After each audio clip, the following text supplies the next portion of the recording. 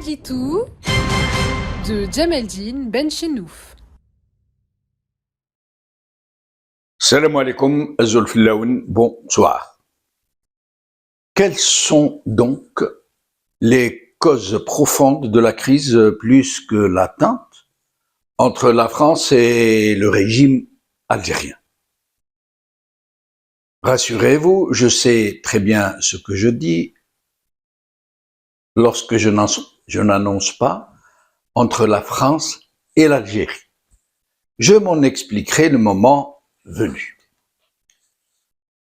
À première vue et d'emblée, il semble que d'un côté comme de l'autre, le fruit était mûr. Qu'après des décennies d'infection entre les deux parties, le moment était venu de crever l'abcès. Ce sujet, ou plutôt cette véritable problématique, trop complexe pour être abordé par un modeste témoin de son époque, nécessiterait une étude approfondie. Voilà pourquoi je ne pourrais l'aborder que de façon superficielle de toutes les façons. Mais je le ferai en plusieurs étapes. Pour aujourd'hui, nous allons essayer, à travers cette crise bilatérale, de dépoussiérer un peu les soubassements de ce qui allait insidieusement et au cours des décennies miner toute possibilité de saine coopération.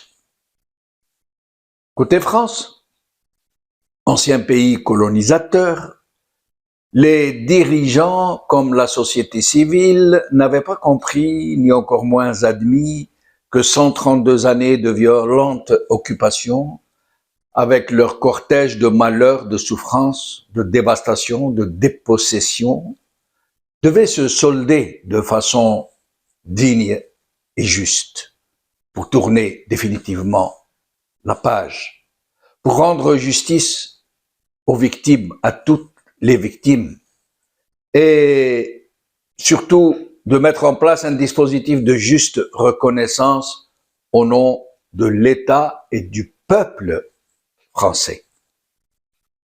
Cela n'a pu se concrétiser malgré certaines bonnes volontés parce que dès le départ, et avant même l'indépendance, le calcul politicien a prévalu.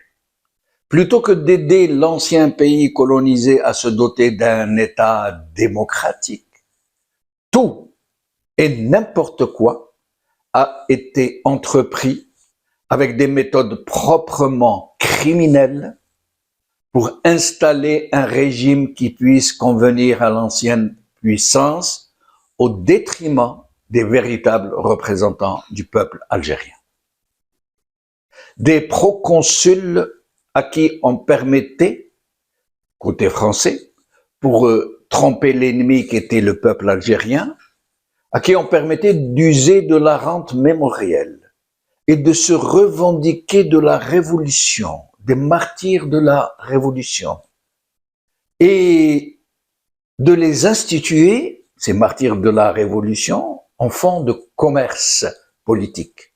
Dans le même moment où les mêmes proconsuls permettaient à la France officielle de faire ses essais nucléaires au Sahara à l'insu du peuple algérien et donc sur les populations civiles qui peuplent ces territoires, populations devenues populations cobayes. De toutes les façons, le climat politique ne se prêtait pas à une dynamique de vérité et justice. L'extrême droite, fondée sur l'exclusion de l'autre et objectivement alliée à une crise économique qui allait grandissant, veillait au grain de la haine et du racisme ordinaire. La politique de regroupement familial entamée dans les années 70, pendant les 30 glorieuses, dont le seul but de garder en France les futures pensions de retraite et en même temps de remplacer les ouvriers arrivés à l'âge de la retraite par leurs propres enfants, a été bidouillé comme si on installait du bétail destiné à l'abattage, en ghettoisant la misère avec la misère, l'ignorance avec l'ignorance, dans des cités de misère et d'ignorance. L'opération regroupement a tourné en irrémédiable bérésina. Le racisme est monté en flèche jusque dans les quartiers traditionnellement communistes qui avaient pourtant accueilli les immigrés en camarades et en frères. Aujourd'hui, nombreux parmi eux se disent racistes par légitime défense. Le cadre de vie en France, si particulier, s'est gravement dégradé. Dans presque toutes les banlieues des villes, l'insécurité et la misère se sont installées. L'incivisme et un climat de haine irraisonné aussi. Irraisonné parce que les raccourcis politiques ont vite fait de désigner le bouc émissaire, le coupable de la dégradation générale, cet autre, ce basané, ce gris, ce noir, ce musulman, qui a défiguré la douce France. Pain béni pour l'extrême droite, devenu le refuge de tous les transfuges partisans, de tous les aigris, de tous les frustrés, de tous les ulcérés, qui n'ont pas compris qu'on leur faisait porter des œillères pour ne voir que dans le seul angle d'opportunisme politique qui leur avait été aménagé doucement. L'immigré est devenu la bête noire, la victime expiatoire, celui qui doit être surveillé de près et qu'il est légitime, voire recommandé, de discriminer à l'emploi, au logement, dont les enfants doivent être confinés dans des établissements scolaires de seconde zone. Ils ont suivi ce qui devait arriver. Les nouveaux damnés de la terre, nés dans un bouillon de culture, ont adopté une attitude inverse à celle de leurs parents qui rasaient les murs de la vie et de la cité avec un sourire contrit à répéter inlassablement « Bonjour madame, bonjour monsieur ». Les nouveaux immigrés nés français, dont les mamans ne parlent pas la langue maternelle de ses enfants, le verlan de la rue, ne rasaient pas les murs, eux. Ils étaient pleins de colère, dans leur cœur une braise ardente, des rancœurs et du chardon. Quand ils déambulent dans la rue, ils prennent 3 places dans le trottoir. Ils roulent des mécaniques. Ils mettent leurs pieds sur le siège d'en face, au métro. Ils brandissent leur rage, même quand ils font la fête. Leur musique est un cri de guerre, faite de jurons et de mitrailles. Ils se comportent comme ils ont été faits par une société qui les a rejetés avant même leur naissance. Ils ne connaissent de la douce France que les regards torves qu'on leur jette et l'humiliation dans laquelle ont baigné leurs parents.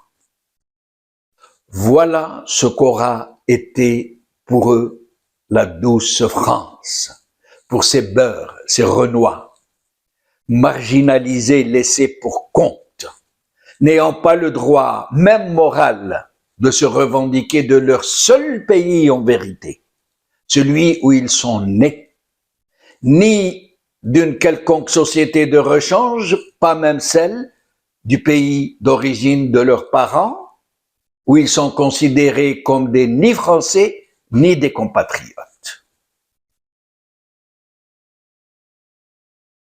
La nature a horreur du vide. Alors, ils se sont cherchés et ils se sont trouvés quelque part, dans une nouvelle identification, un port d'attache, celui de l'islam, pas celui de leur père, doux, discret et de bon voisinage, mais violent et tapageur, provocateur, qui se revendique en identité recouvrée.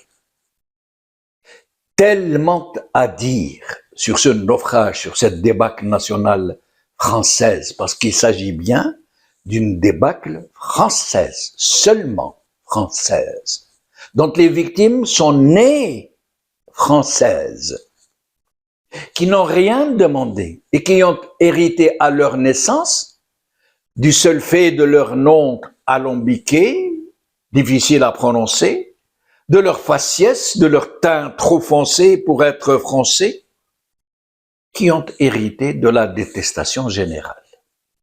Oui, tellement à dire.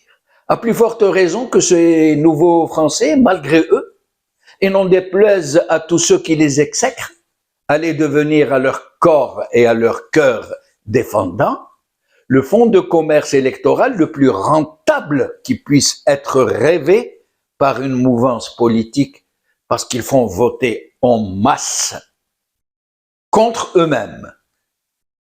Une mouvance qui s'est répandue dans tout l'Occident. Tragique retour de manivelle, ce sont donc ces propres victimes de l'exclusion et du racisme qui allaient devenir l'allié objectif le plus puissant de leur ennemi naturel, l'extrême droite. Nous y reviendrons.